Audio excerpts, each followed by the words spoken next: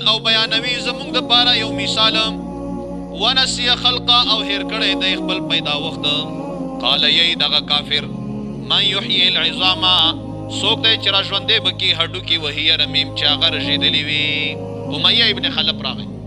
امیه ابن خلف په کافرانو کې مشهور کافر الله پاک دې تباہ او برباد کړي ډېر نبی علیہ السلام زورولی دی ډېر دا مشهور کافرانو ابو جهل شو امیه شو شیبه شو عتبه شو د مړي هډوکی ورسره دی او راغی نبی علیہ السلام ته چې ته څه چې دا هډوکی به الله ژوندی کړي داسې ورته ورشه دا وګوره دا به الله څنګه ژوندی کړي الله پکې چې ګوره ما دپاره مثال بیانوي دا او هډوکي راوړي ورژوي او ما هغه باندې داسې دی اعتراض کړي قال یی دا امیه من یحیی العظام څوک دی چې را ژوندی بکي دا هډوکي وهي رمیم او حال دا دی چې دا هډوکی چې وي رمیم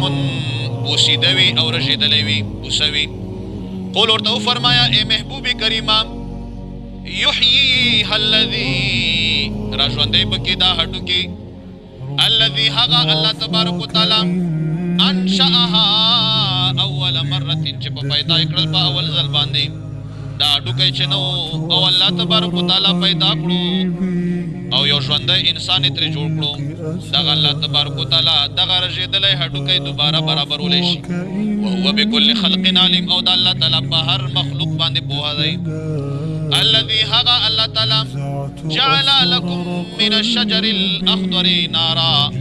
چې پیدا یې کړو د تاسو دپاره د ونې نه الاخضر د شنې ونې نه ناره اور شنه ونه ده او اور پرې لګېږي فاذا انتم منه توقدون بس ناګهانه تاسو د دې شنې ونې نه توقدون اورونه بلوئ